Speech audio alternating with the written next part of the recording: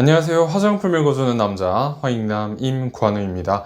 오늘은 모양에 따라서 여드름의 종류를 구분하는 방법에 대한 이야기를 한번 해보려고 합니다.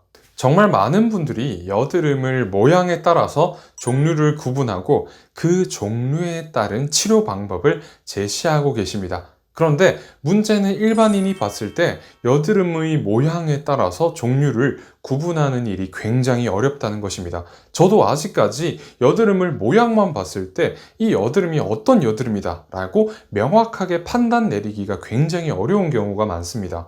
굉장히 많은 분들이 이 부분에 대해서 공감을 할 수 있을 것이라고 저는 생각을 합니다.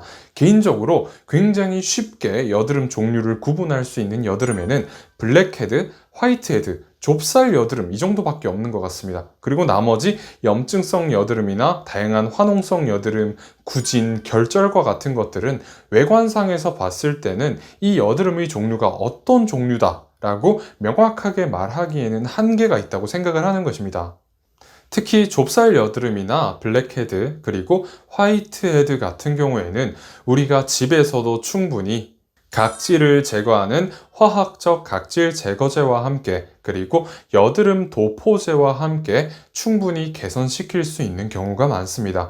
하지만 화농을 동반하는 화농성 여드름이나 굉장히 거대한 염증을 동반하는 염증성 여드름의 경우에는 집에서 관리가 불가능한 경우가 굉장히 많기 때문에 어쩔 수 없이 전문가의 도움을 받으시는 것이 좋습니다. 우리가 혹시라도 잘못된 기준에 의해서 여드름 종류를 모양에 따라서 구분하게 되고 그리고 이 여드름을 방치하게 됐을 때 만약에 그 여드름이 염증성 여드름이나 화농성 여드름이었다면 그냥 방치하게 됐을 때 피부에 남을 수 있는 흉터는 굉장히 우리가 생각한 것보다 심할 수도 있습니다. 그래서 이러한 화농성 여드름이나 염증성 여드름의 치료는 전문가에게 처음부터 맡기는 게 좋다. 이러한 말씀을 꼭 여러분들께 드리고 싶은 것입니다.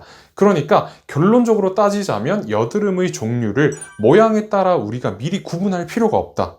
라는 것을 꼭 말씀을 드리고 싶고 그리고 우리가 여드름을 봤을 때 이 여드름은 조금 심각한 것 같아 라고 느껴지는 순간 가까운 피부과 전문의 병원을 방문해서 치료를 받으시는 것을 권해드립니다. 특히 염증성 여드름 같은 경우에는 트리암시놀론 주사라고 스테로이드 염증성 주사를 맞으면 금방 개선이 될 수 있고 화농성 여드름 같은 경우에는 관찰을 하면서 이 화농성 여드름을 어떻게 압출해야 될지 그리고 흉터가 생길 수 있는 부분에 대해서 어떻게 앞으로 처치를 해야 될지 이런 어드바이스를 받으실 수 있기 때문에 여러분들이 화농성 여드름이나 염증성 여드름이 생겼다면 집에서 이걸 어떻게 관리하지 이런 고민을 하지 마시고 전문가의 손길에 꼭 도움을 받으시는 것을 권해드리고 싶습니다.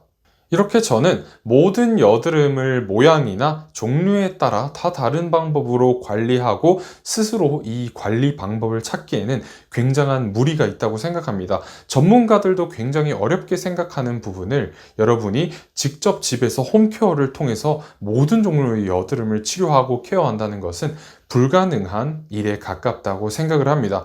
여러분들 포기하지 마시고 여드름 관리를 해주시되 물론 중요한 것은 화농성 여드름과 염증성 여드름이 되지 않도록 여드름을 미리미리 예방하고 관리하는 것이 중요하다고 생각합니다.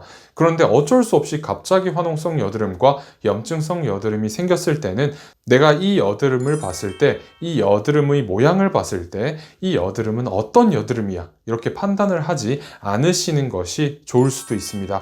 오늘도 화장품 읽어주는 남자와 함께 여드름 고민 없는 하루 보내시기 바랍니다.